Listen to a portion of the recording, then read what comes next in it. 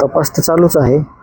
पण 1-2-3 दिवसाला CID ऑफिसला आपण येत राहतो, जेणेकरून काही माहिती आपल्याकडून उपलब्ध असलेली त्यांना देणं आपलं काम आहे आणि त्यांच्याकडून तपासाचा आढावा घेणे हे पण आपलं काम आहे. तर तपास यंत्रणा चालू आहे आणि त्या संदर्भात थोडी चर्चा झाली. गुजर साहेब आत्ताच आले होते, त्यांच्यासोबत चर्चा केली. मोबाईलचा जो डाटा होता तो रिकवर झालेला आहे का? आणि आत्ता पाठीमागे सुदर्शन गुलेचा मोबाईल मिळाला, त्यामध्ये कोठडी सुद्धा मिळाली होती.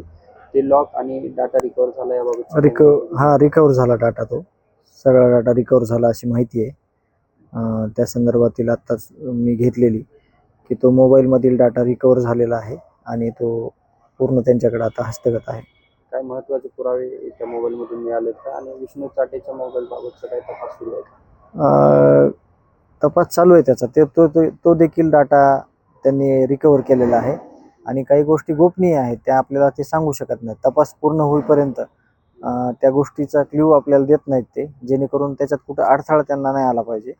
म्हणून या गोष्टीवर चर्चा झाली तर सगळं एक पॉझिटिव्ह त्यांनी सांगितलं की सगळा डाटा जवळपास रिकवर झालेला आहे आणि त्या संदर्भात आम्ही बोललेलो आहोत. आमदार जोस काल म्हणाले होते की काही नवे पुरावे आहेत आणि नवी माहिती आहे जी अधिकाऱ्यांना आम्ही देणार आहोत. त्या अनुषंगाने काही तुम्ही माहिती दिली आहे का? या संदर्भात आम्ही बोललो की कुठल्या अजून आमच्याकडून काही माहिती तुमच्याकडं उपलब्ध करण्यासाठी जी काही मदत लागते का, तर त्या संदर्भात धसांना आणि ते काय बोलले ह्याच्यावर मला जास्त नाही बोलता येणार. पण मी सांगितलं जे आमच्याकडं काही म्हणजे कुठली गरज लागली आमची, तर आमच्याकडून अवश्य ती माहिती समोर घ्या आणि तपासात जी मदत होईल ती आमच्या जे गावकरी आहेत किंवा कुटुंबीय आहे त्यांच्याकडून आवश्यक घ्या, असे आम्ही त्यांना विनंती केली. तर आणखी एक महत्त्वाचा प्रश्न आहे की वाल्मिक कराड याच्यावरती 302चा गुन्हा दाखल झाला का, याबाबतचे अनेक वेळा प्रश्न उपस्थित केले जातात आणि मकोका कशा अंतर्गत लावला याची तुम्हाला काय माहिती? अशी गोष्ट स्पष्ट आहे, रिमांड कॉपी तुम्ही पाहू शकता. त्याच्यामध्ये 302 नवीन कलम 103 आणि खुनाच्या गुन्ह्यातच मकोका लागलेला आहे आणि 120 कट कारस्थान हे आणि MCOC असे 4 गुन्हे हे कन्फर्म लागलेले आहेत सर्व आरोपीला या ह्याच्यातले. त्याच्यामध्ये कुठलाही आरोपी सुटलेला नाही.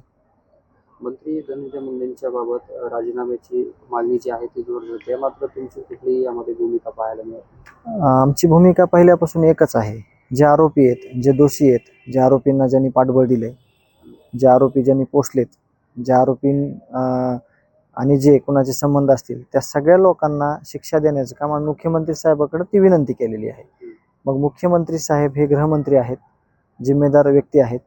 त्यांनी या न्यायाच्या भूमिकेमध्ये संतोष अण्णा देशमुखला न्याय मिळताना जे काही पावलं उचलायचे ते त्यांनी ठोस उचलावीत अशी आम्ही त्यांना मागच्या 7 तारखेला देखील विनंती केली होती आणि आज 7 तारीख आहे. आज देखील विनंती आहे त्यांना आणि सगळ्या या तपास यंत्रणेला देखील ती आमची विनंती राहील की तपासात येणारा कुठलाही अडसर ती जिम्मेदारीनं त्याला घ्या आणि आमच्या जे माझे भाऊ आहेत त्यांना न्याय द्या.